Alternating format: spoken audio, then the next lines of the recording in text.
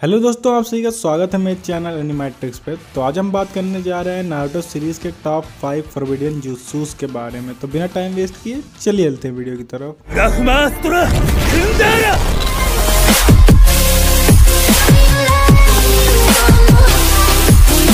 तो सबसे पहले हम बात करते हैं कि फॉरबिडन जुत्सु, जिसे किन जुत्सु भी बोलते हैं, ये आखिर होते क्या हैं। तो फॉरबिडन जुत्सूज वो टेक्निक्स होती हैं जिनको यूज करना या फिर किसी को सिखाना दोनों बैन होता है। तो इन टेक्निक्स को बैन क्यों किया जाता है, इसके बहुत से रीजन हो सकते हैं, जैसे कि इन टेक्निक के यूज से यूजर की लाइफ खतरे में पड़ सकती है। दूसरा रीजन, इन टेक्निक्स को यूज करने में यूजर का बहुत चक्रा इस्तेमाल हो जाए, जिससे कि यूजर की डेथ भी हो सकती है।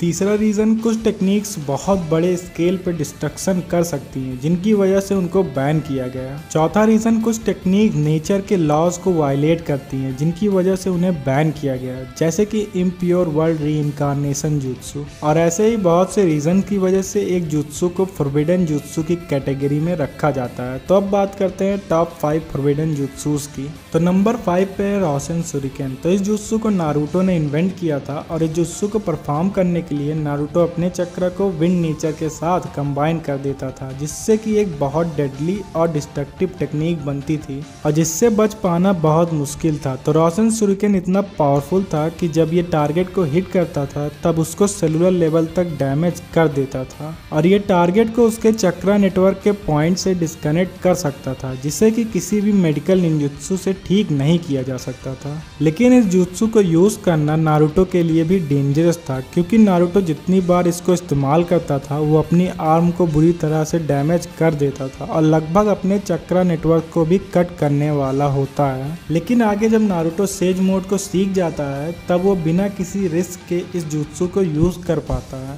तो अब बात करते हैं नंबर 4 की। तो नंबर 4 पर है लिविंग कॉर्प्स रीइंकार्नेशन जुत्सु। तो इस जुत्सु को उरोचिमारू ने डेवलप किया था, और इस टेक्निक का यूज करके उरोचिमारू अपनी सोल को किसी के भी बॉडी में ट्रांसफर करके उसकी बॉडी पर कब्जा कर सकता था, जिससे कि उरोचिमारू की लाइफ स्पैन इंक्रीज हो जाती थी। लेकिन उरोचिमारू को हर 3 साल में बॉडी को चेंज करना पड़ता था, क्योंकि ओल्ड बॉडी कमजोर हो जाती थी। लेकिन अगर एक प्रॉपर कंटेनर मिल जाए तो उरोचिमारू उसकी बॉडी में लाइफ टाइम तक रह सकता था, और इसीलिए उरोचिमारू सास्के की बॉडी को प्रिपेयर कर रहा था। तो अब बात करते हैं नंबर 3 की। तो नंबर 3 पर है मल्टी शैडो क्लोन जुत्सु। तो multi shadow clone jutsu standard shadow clone jutsu से अलग है, जिसे कि ज्यादातर शिनोबी यूज करते हैं। तो मल्टी शैडो क्लोन जुत्सु में यूजर एक से ज्यादा क्लोन को प्रोड्यूस करता है, और जैसे कि हमें पता है कि सिंगल क्लोन बनाने में ही यूजर का काफी चक्रा रिड्यूस हो जाता है, और इसीलिए उससे ज्यादा क्लोन प्रोड्यूस करना यूजर के लिए डेंजरस माना जाता है, और इसी वजह से इसे एक फॉरबिडन जुत्सु माना जाता है। लेकिन कुछ शिनोबी हैं जो कि इसे सेफली इस्तेमाल कर सकते हैं, और ये जुत्सु नारुतो का सबसे पॉपुलर जुत्सु है। और क्योंकि नारुतो एक जिंचुरकी था और साथ ही साथ वो उजुमाकी क्लैन से भी बिलोंग करता था, तो वो इस जुत्सु को सेफली यूज कर सकता था। तो अब बात करते हैं नंबर 2 की। तो नंबर 2 पर है इज़ानागी और इज़ानामी।